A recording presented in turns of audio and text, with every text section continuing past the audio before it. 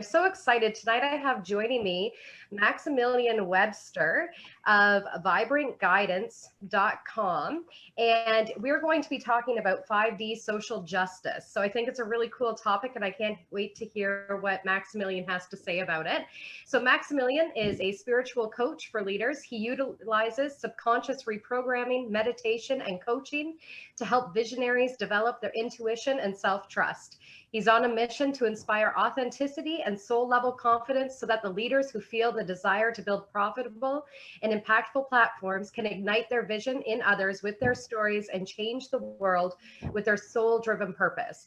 Max believes that humanity is experiencing a quantum leap in consciousness right now and feels it is his mission to spread faith, unity, and Christ consciousness to the masses in a lighthearted and practical way. And if anybody wants to reach out to him, they can visit his website at vibrantguidance.com, which I'll also put into the comment area. So welcome, Max. And it's so awesome to have you here. How are you doing? I am so stoked for this conversation. This topic is near and dear to my heart, and I'm just so excited to connect with you as well. I can't Yeah, wait to share stories and see where this conversation goes. absolutely. Now, can you explain to me, because I don't even know, what is 5D social justice? Yeah, to me, 5D social justice means you're actually connecting with your soul's blueprint, your divine life mission, your authentic calling for change on this planet. I think there's a lot of things that are going on the planet, and we have a buffet of options to choose from when it comes to how we would like to see change in the world. And my argument is that hey, maybe we don't have to follow the crowd and just follow what's trending. Maybe we all have within us a divine template, if you will, a message, a story, something that is really true to you that you're here to share. And my thing is, how can we bring that out of people? Whether it's fighting, racial inequality, or ending homelessness, or helping out with child sex trafficking. I really think that all of us have different voices. We have different experiences, and we can when we lean into our story, we can really figure out how we can best serve and best show up to impact others in a really profound way. That is absolutely amazing. And I think it's great that it's about tuning into yourself Yes. instead of just following the masses, because sometimes that can be a little bit hard Yeah. to, or at least for myself, it's like, okay, now I need to save the entire world. But how do I even save the entire world? There's so many people and there's so many issues that are happening, Exactly. especially this year. So, how do Yeah. you guide people to figure out for themselves what would actually be their best intention to bring out into the world? Yeah, I love this because to me it's all about embodiment. And embodiment is like one of those buzzwords that happens around like spiritual communities. But to me, embodiment really means coming to a place where you are yourself and nothing but yourself. You have peeled back the layers, you have found the core of your essence, your being. So what I really like to help people do is to come up with some understanding, some soul level clarity as to what are your morals, what are your values, what are your sense of ethical standards that you feel that you want to uphold within the world or within your business, and how can we include that within our platforms, our brands, our businesses, so that we can kind of get the message out there. But I really believe it has to start with some sense of healing our traumas, healing our wounds, because embodiment is a result of that healing process that we go through. We have the shadow, we have the stories, we have the beliefs, we have the social conditioning. And I Yeah. really love to take people through these processes where they really get super clear as to, okay, I know that I'm going through this challenge, this lesson for a reason, and I'm going to use this in order to inspire the next person to stand up and go through their own healing process. And so I see this work, the 5D social justice, as really just fucking being yourself. Sorry if cursing's not allowed, but No, that's okay. and I it's sent you my oracle deck, man. It's oh, right. Yes. Yeah, but it's truly, allowing yourself to be who you are, unencumbered by how you've been taught to express yourself. absolutely, absolutely. And so I know what my own practice is in covering what those stories are and what the healing process is for myself and how I bring that to the world. Can you explain to the viewers what your process is? Because you're doing some stuff with the brain, you're you really dig deep with it. And one of the things that I love about what your posts are and stuff is that you don't beat around the bush. You're like, no, we're going to talk about this because this is happening in the world. This is happening in the spiritual community. And it's stuff that a lot of people don't want to talk about. Yeah. Thank you so much. Yeah, I think as part of my own authentic expression, I realize that I need to show up as that person that tells it as it is. People pay me to basically get them uncomfortable, to shake them out of these beliefs, out of these stories. So the first step is just me being myself and acting on my own intuition. I'm a clairvoyant and a clairempath. So when I'm talking to people, I see so much of them multidimensionally. I see their potential impact. I see where the energy is stagnant. I see where they're causing their own self-limitation. So it begins with, inner child work, doing the soul retrieval work. And if you're not familiar with that, or anyone watching is not familiar, I'm sure you are. But going back to these moments where we left a part of our soul, or we started to identify as our fear of abandonment or our lack of self-worth. So it shows up for a lot of entrepreneurs, and change makers, because when they're stepping into leadership, a lot of the stuff that comes up is like, am I worthy to share this message with the world? Who am I to be a coach, to be a healer, to be a transformation guide? So going within and confronting those shadows, confronting those stories, it really, in my opinion, gives people the opportunity to just really pull in their energy and be able to be grounded with that, so that when they do feel called to show up and share their message, or they do feel called to just express themselves in their authenticity, it's not acting from a place of people pleasing or trying to portray yourself in a certain way. So that's why I'm all about authenticity and standing in your power and being straight up with who you are, because I think if you're not doing that, you're actually doing the people that need you a disservice. Absolutely. Absolutely. And would you mind sharing with us kind of what your life experiences were that got you to where you are now? Because I've just been following you, I think, for a year now, and I've seen you move a couple of different times and really discover and find yourself through social media. Or that's, I guess, I'm witnessing the self-discovery and the awareness and stuff. So what led you down this path? Yeah, I like to tell people that I never really had a spiritual awakening because I never fell asleep. When I was a Okay. kid, when Love I was, that. thank you. When I was a kid, I remember walking to the bus stop, maybe middle school age. It was early, like Monday morning, and I just remember looking up and seeing these geese flying by in a V formation, and something about that, I had this feeling, this gnosis of like, oh my gosh, we're all connected by this unseen force. And then my next thought was, oh my God, I think I came here for a reason. And then right after that, it was like, I think I've been here before. But as a school age kid, we don't have context for that, right? All I knew was my Christian upbringing, my Judaic upbringing, my Native American upbringing was all like the perfect storm for a spiritual identity crisis, right? So, being the inquisitive, wise old soul, always just was like looking at religions and questioning things, and people would say things, and I'm like, "You're lying to me." So, it was after like years of having prophetic dreams, of seeing things in the future, seeing shadow figures, and just realizing, hey, I think I'm fucking psychic.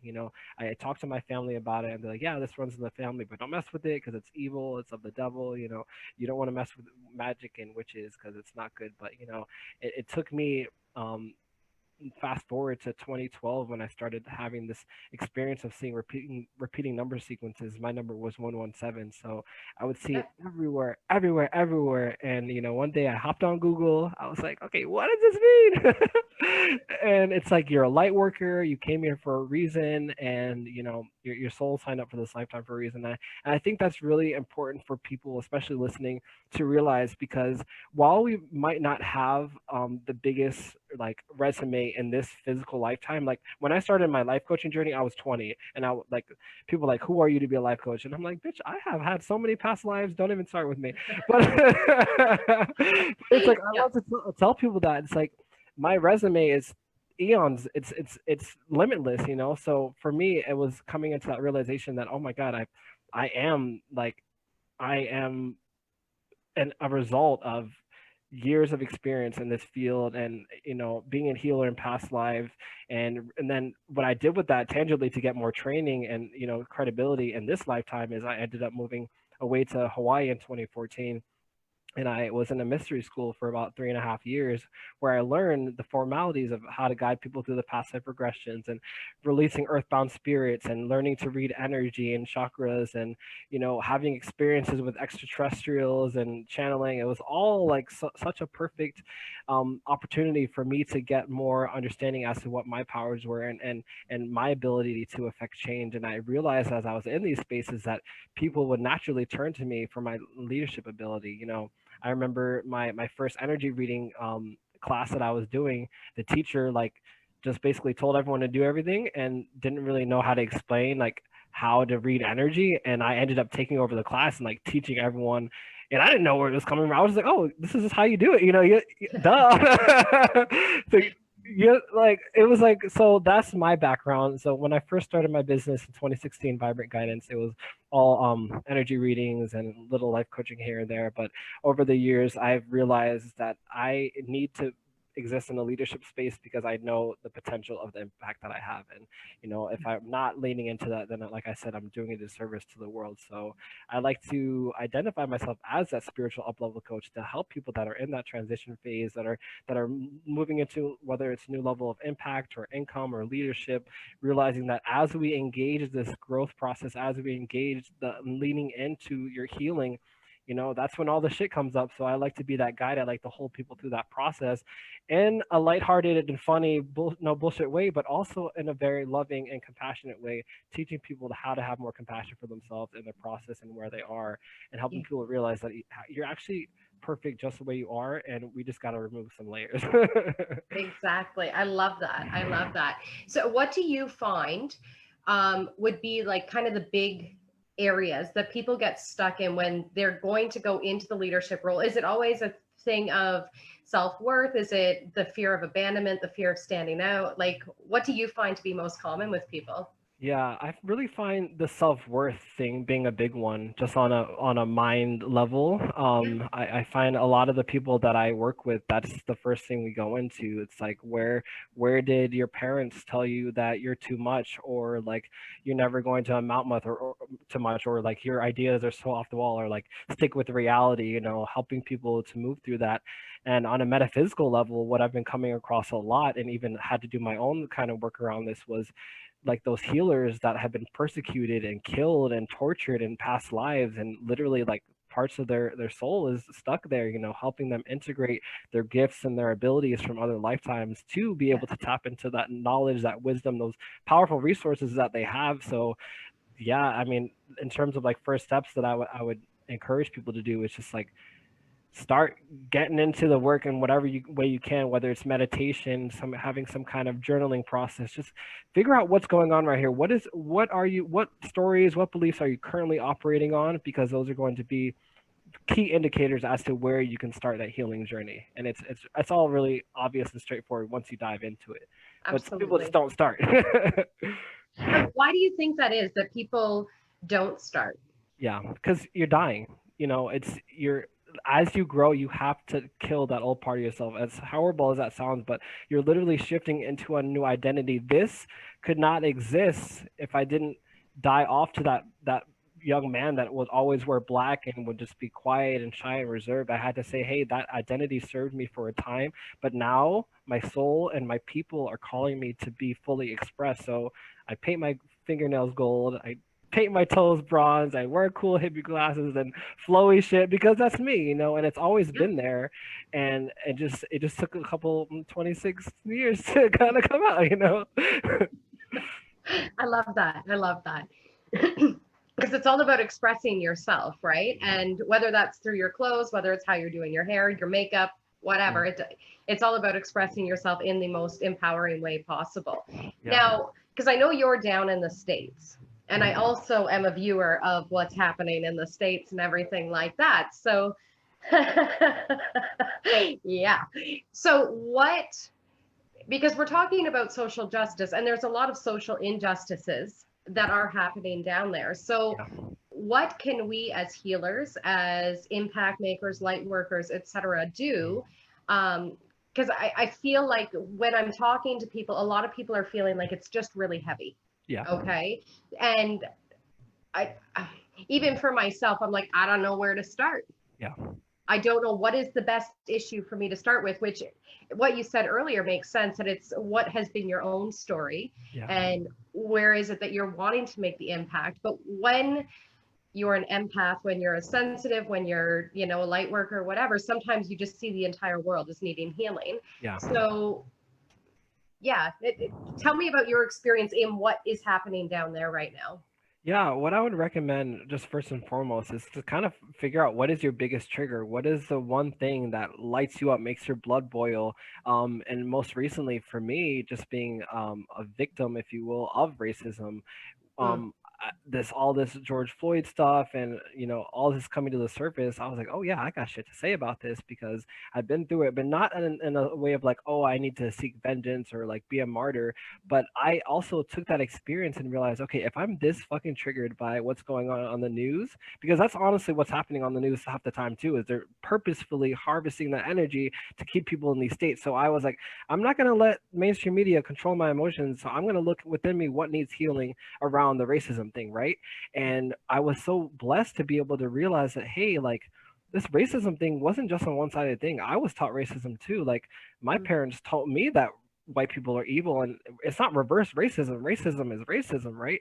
So I was able to go within and say, hey, I have some racist tendencies and I have some biases towards my white brothers and sisters, but that's not my natural essence. That wasn't my soul. My soul is not racist. It was just the conditioning, like I said. So I had to go back and come to this place of awareness as how these systems of emotional reactions were structured to deconstruct that. And then from there I was, just for a practical example, I channeled one of my most profound, one of the videos I had, one of the biggest amount of views was like me just being, hey, as a black male, I think we all need to look at what's going on and look at how we're reacting to what's being presented to us, because we all have more work, that it's just pointing to the fact that we all have more work to do. So put simply, what is activating you the most? Start with that biggest trigger, deconstruct the emotions around it, and figure out, is this actually something that I truly want to speak up and do something about? Or is it something that I just really need to heal so that I can be fully embodied, so I can be my full self and contribute vibrationally to the collective? Because at the end of the day, that's what we're doing. We're coming to this place of harmony within ourselves, and that is just as impactful in social justice, if not more, in my opinion.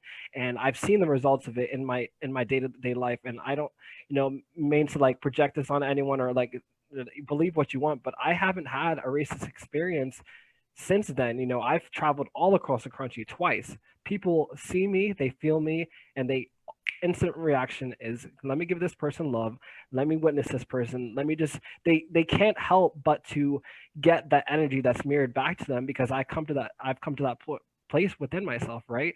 And it's so cool. Like I'll go to parties now and I'm like, oh, I don't really need to meet anyone. Whoever's here for me will come. And my people, they see me, they'll see this energy and they're like, yo, who are you? It's like, and I think that can apply to like social justice too, because as we can show up and encourage people to be more themselves and heal themselves, it's a ripple effect, right? And that's how we change. That's how we do the grassroots and the community organizing. We need to be able to have conversations without being triggered. We need to be able to have that emotional groundedness so that we can go out and have these conversations with people that disagree with us, and so that we can create structures and we can create processes so that we can all live in a more equitable future. Collective liberation is a worldwide thing. Where we all are affected by the powers that be. So why the fuck are we fighting with each other? You know what I mean? Absolutely. And what you said just there about being able to have conversations with people without being triggered. I was in a situation a little over a year ago, and we were all meditating. There was about 300 of us meditating. and we would break for lunch and stuff. And while we sat at these tables eating lunch, there was really hot topics coming up. There was like LGBTQ stuff, there was Black Lives Matter, there was stuff about Trump, there was like people were talking about abuse and everything else, like really hot topics that people don't talk about.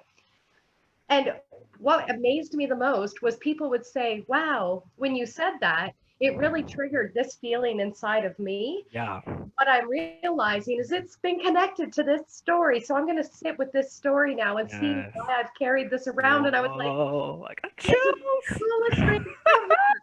Because wouldn't it be amazing if we could all just walk around and go, wow, I've been triggered by Yeah. what you said because of the story, whatever. And it has nothing to do with me, you. It has all to do Exactly. with me and what my experience has Exactly. And I think that is like the shadow side, or like the result if we don't do this work, right? If we don't have that sense of validation from ourselves, we're going to seek it from other people. We're going to try to force people to see things the way we do. We're going to try to manipulate situations, whether consciously or unconsciously, to support these ideas and beliefs that we've accumulated over the years. So, the best way to fucking overcome that is to go in and do some reprogramming.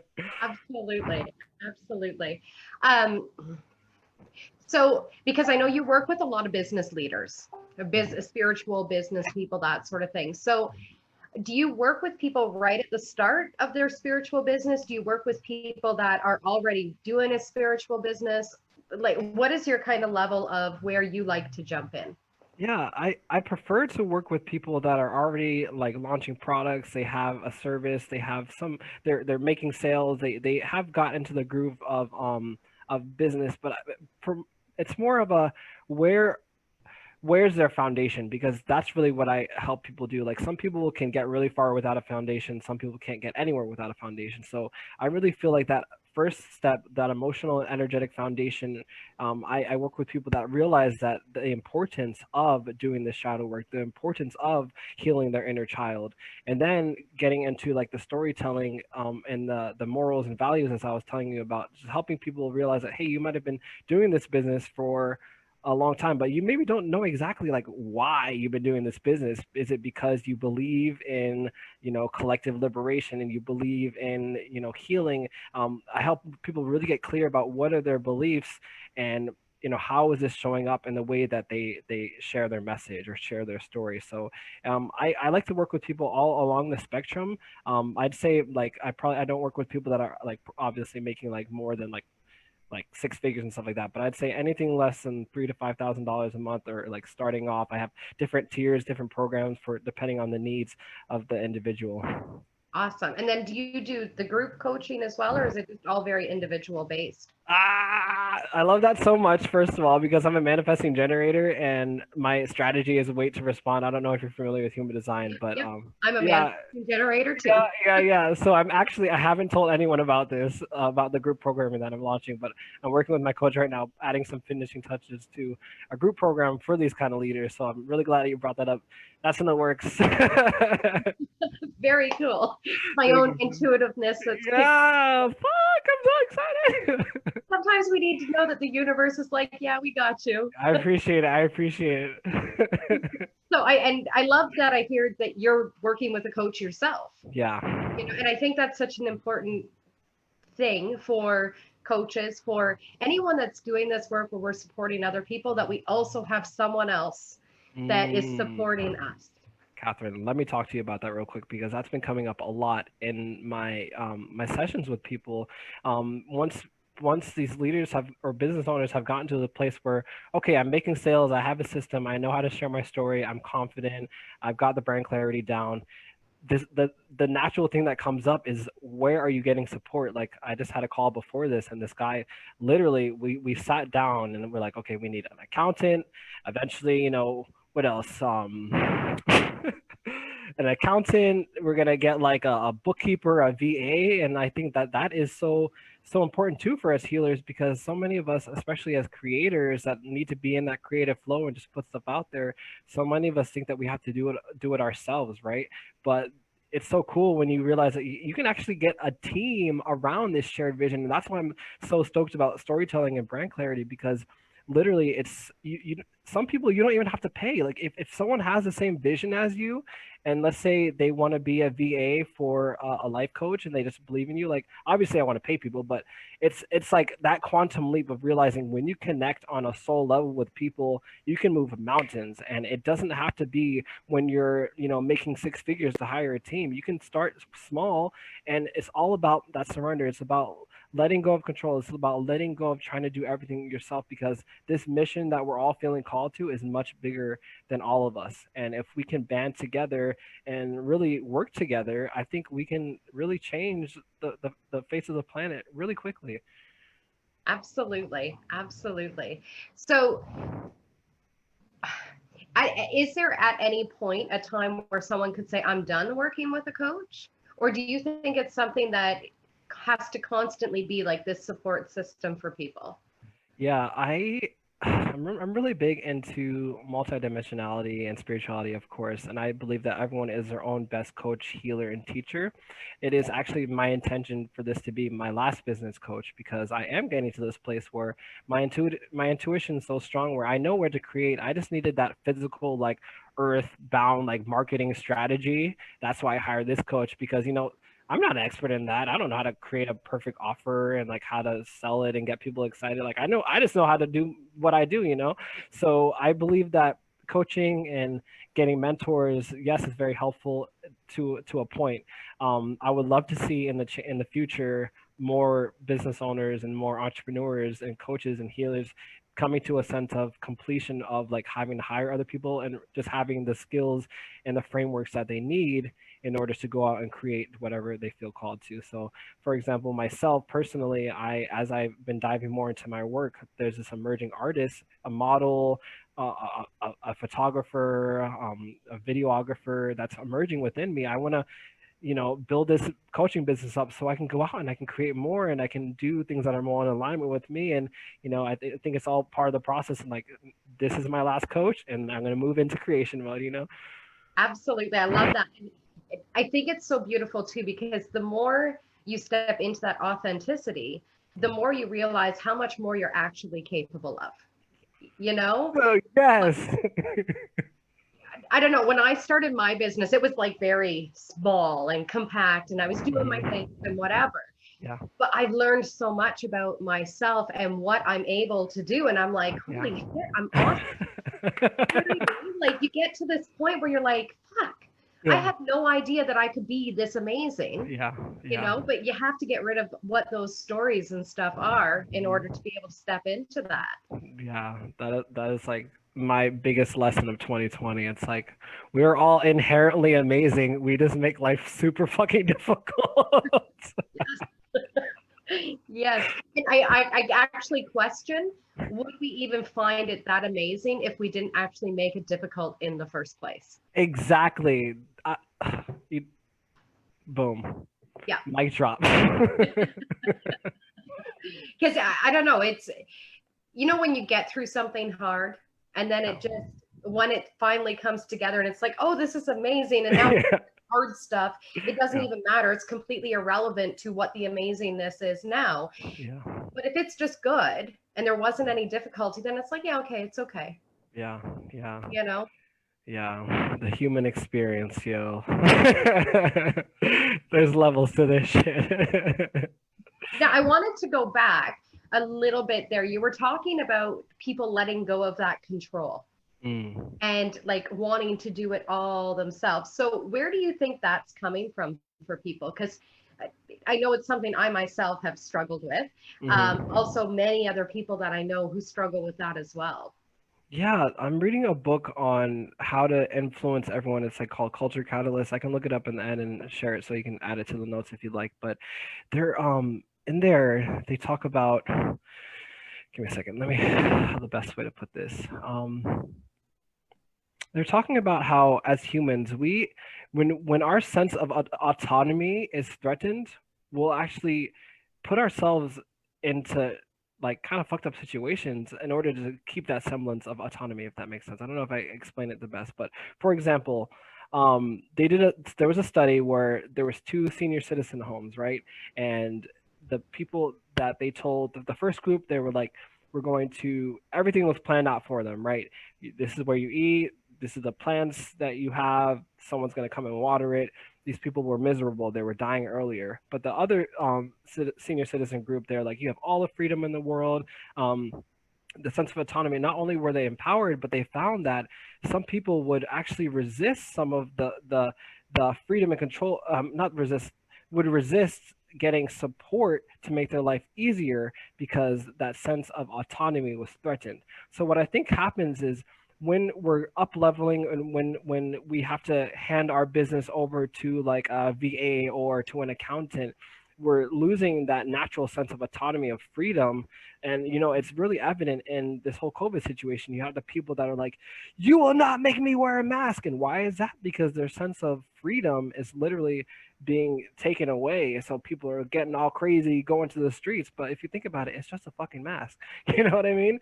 So something that simple, obviously, it translates into your business as like when you go to hire an employee, you come up with all the excuses like, oh no, like I can't afford that, when maybe you really could, if you just move some numbers around, or oh, I have to wait until XYZ. We come up with all these excuses because we really just want to stay in control and feel safe and have everything where it needs to be. You know what I mean?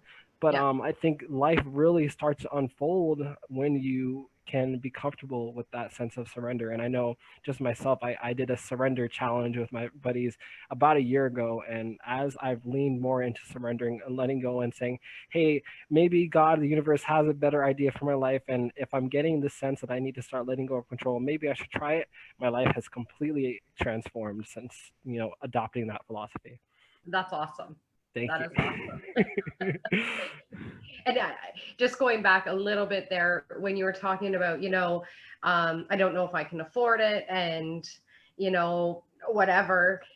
I find sometimes too, one of our excuses that we'll use is I need to wait for a sign from my guides Yeah.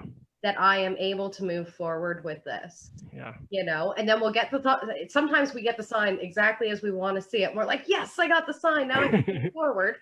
No, you could have moved forward before. You were just using that as an excuse. And sometimes people will go, well, I didn't get the sign that I needed. Mm-hmm. So now I can't because I don't think the universe supports me. And it's such a big misconception, I feel. Yeah. Because we don't get the signs. I would beg to argue that even the idea itself is the sign, right?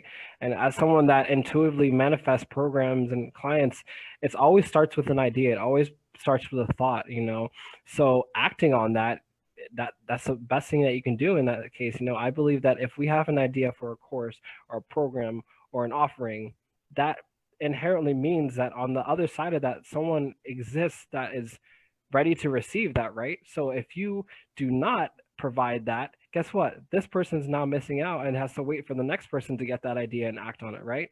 So rather than waiting on like an external sign, take that internal sign as, hey, maybe this is time for you to move because you actually have space for this idea, which means that you have the capacity to act upon it. Love that. Everything you say, I'm like, you are so in line with everything that I feel inside. I love it. So glad. Thank you so much. I appreciate that. Now, because I've had a couple of conversations or watched a couple of your videos and stuff, and this topic is 5D, social justice. Can you talk a little bit about 5D and what does that mean for you? Yeah, I honestly, full transparency, just used it because I knew people would watch it because 5D is such a buzzword. But I really do believe that on the world level, we have entered some kind of new dimension, some kind of different frequency than even, back in 2012. I really feel like, I don't want to call it the fifth dimension because that feels really restrictive to me, because I feel like there's multiple dimensions and multiple densities and realities. For me, what 5D social justice speaks to is there's a shift in energy around social justice, just as there's a shift in energy around business healthcare, politics. It's all changing right now. And I think it's all very in alignment with the people that feel called to serve and show up. You know, the more that we go into ourselves, the more that we rely on our intuition, and we start to realize we're always exactly where we need to be, right? So if I'm existing here in this time and I'm feeling called to speak about 5D social justice, maybe I should, you know, fucking expand upon that, you know what I mean? So moving into 5D social justice is for me just realizing that, hey, there's actually like a spiritual way that we can come across these conversations. This whole game is more spirituality than it isn't, right? So the more that we can tap into that and lean into that, I think the more that God, source, universe will give you proof and give you examples of this. Absolutely, absolutely. And so, because I keep hearing so many different things, and I just want to get your perspective on it. Yeah, sure. What is 5D? Yeah. Sorry, go ahead. No, it's okay. I've heard of the fifth dimension in different spiritual texts. For me personally, New Age spirituality turns me off in more ways than it turns me on at this point in my level of development, if you will. I see it as a really positive intention, if you will, to help people realize that, you know, the world that we're existing in and the world that we exist in now is, you know, changing. You know, our thoughts are manifesting more rapidly, telepathy, dreams, like we're all having the same dreams, we're all like having telepathic moments, you know, we're meeting our soul family. I think it's really fucking cool. And I'm sorry, I do psychedelics, so it's when I'm on psychedelics and just seeing everything connected, I'm like, whoa, like it's just really clear that what the energy that's available to our planet right now is very supportive of transformation, of transmutation, and of bringing equity and collective liberation and just a new way of being. And I think that it's something that's going to start now, and you know, probably our children and their children's children will see the results of it. But it's really important that we heed our responsibility right now that we're feeling intuitively to share, to create, to collaborate, and to, you know, start bringing these things from up here out there. Absolutely, absolutely. And the reason, because just with you saying there that your New Age spirituality really turns you off. One of the reasons I wanted to ask you about that is because I keep hearing about people who are 5D and higher, putting down those who are down in 3D. And yeah. And so I've really kind of pushed away from this whole 5D mentality because it just seems so ass backwards to what it's supposed to be creating for people, you know? Yeah, no, totally. It's really funny when I see people that are in this spiritual space and they're still homophobic or xenophobic or transphobic, or like, oh, I don't hang out with these people because they're low vibe. It's like, dude, are you kidding me? Like, if you are a human in my experience, I will fucking honor you, whether you are a homeless man on the street or if you're fucking Donald Trump. Like, you have a purpose in this reality that we're all playing a part of. What is the point of me judging you and playing God when obviously I don't have that power or that fucking ever presenceness? You know, I think people just get into the spiritual thing and they get all uppity on the sense of importance, or like, oh, I'm a light worker, or I'm a Pleiadian, or I'm a this or that starseed. You know, I think it's just more a clear indication that, hey, you probably got some work to do. But it's okay because I was there too. Like, I'm not pointing fingers. I was totally there. No, I get that too. I get that too. But you start to, I feel like we have way too many labels right now in the spiritual community, but also the world community as well. And the more we create these labels, the more separation we're actually creating. Totally. And we're just humans. That's Exactly.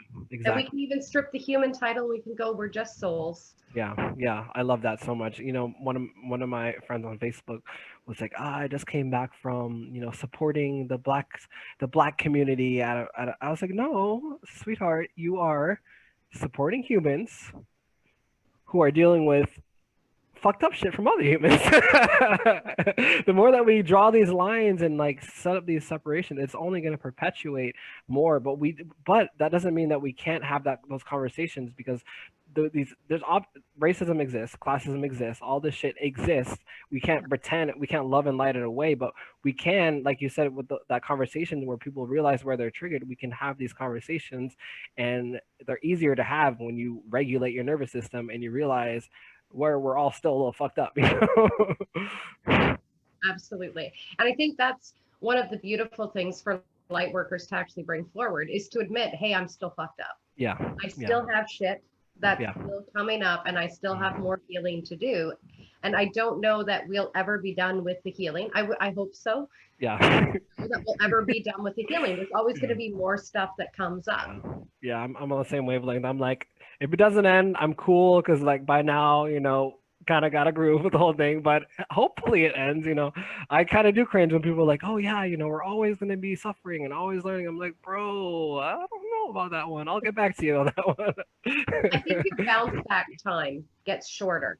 Yeah, yeah. I'm reading a really powerful book called Oneness by Rasha, Mhm. and that book speaks to me on a soul level. Definitely recommend it. But they talk about some of the stuff in there. Yeah, but you know, I don't have all the answers, and anyone that claims to have the answers is obviously a red flag to me. And you know, there's just a lot of deception and misinformation in the New Age community. You know, and I just think people need to be wary of that and realize that, you know, I think energy and manipulation has existed a long time before us as a people. So we just need to realize that, like, yeah, like we need to learn from our movies. We need to learn from our media. We need to learn from our experiences from others because, you know, that sense of empowerment is going to come from no one else but yourself. So doing the work, staying informed, speaking when you feel genuinely called to, I think is going to have a much better impact than jumping on a bandwagon and, you know, supporting a cause because everyone on the internet is doing it, you know. Absolutely. Absolutely. Now, I always ask all of my speakers on here if they have any words of wisdom that they would like the world to know right now. So, Yeah, I do. And it's not even words of wisdom, it's more of like a call to action because I don't think I can express to people how transformative meditation is. If there was one thing that every single listener could take away from this and be like, okay, I'm just going to implement this small change in my life, please, 15 minutes of meditation. And meditation means just sitting there breathing. You can do it with some music on, preferably no vocals. Just sit there and breathe, yo. You'll process and integrate so much just by sitting and breathing, and it doesn't have to be that hard. I was just having another conversation about this earlier. It's like we make things so difficult. absolutely. I actually spent probably the first 8 years of my spiritual awakening, if we call it that, pretending to meditate and Yeah. judging myself for getting it wrong, you know? Yeah. And then when I finally learned how to just sit with my eyes closed and just be with myself, the amount of healing that happens in just creating that space for yourself. Yeah. And it's incredible. It's Yeah. absolutely incredible. Yeah, it's great. Yeah, I have nothing else to say on that one. It's amazing. It's life altering. Absolutely, absolutely. And I love too that you say only 15 minutes a day, Yeah. because that's another thing that I think a lot of us get into a habit of believing it needs to be for a very long period of time in order for it to be extremely impactful. But 15 minutes, 5 minutes, it doesn't even matter. It's just Yeah. time with yourself. Yeah, and there's definitely a time and place for those longer meditations. I definitely encourage people, especially when they're in that like transition phase, stepping into a new identity. I feel like there's just so much that comes up that maybe giving yourself a little bit more time in those spaces where you feel ungrounded, in those spaces where you feel unsure of yourself, when you're actually noticing these triggers and emotions and stuff coming up, taking that time for yourself and, you know, even forcing yourself to like pay for a healer or get a coach, you know, and just having to financially commit to your growth is such a big thing too, because you can wiggle your way out of it, but a good coach is gonna, you know, hold a contract and hold you accountable. And you know, but I those are what I do in those moments when I start to doubt myself. I'm like, I need support. I immediately go for support because I think the payoff time and just the quantum leap that you can experience is just so fast. So there's definitely a time and place for to get deep into it, but I think for the everyday person, you really just need 15 minutes a day. Absolutely, absolutely. All right. Do you have anything else that you'd like to chat about before we hop off here? The only thing is my website, I'm in the process of switching to a new platform, so vibrantguidance.com is no longer in existence right now. So Oh, if here people, I am. Oh, no, fun. it's okay, it's okay. I was like, I'll tell them at the end. Right here is my Instagram handle, and then my first name, last name on Facebook if anyone wants to connect. Awesome, awesome. And if it's okay with you, I'll actually grab the link from your personal Facebook profile Yeah. and I'll throw that onto the comments so people can connect with you if they choose to.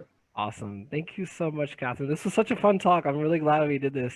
Yeah, me too. Thank you so much for joining us and for everything that you had to share tonight. And it was absolutely wonderful. Yes, thank you. Anytime. All right, you guys. See ya. Have Thank a you. great night, everybody. Don't forget, next Tuesday, we've got Jocelyn Doyle coming on to chat with us about soul retrieval. Have a great night.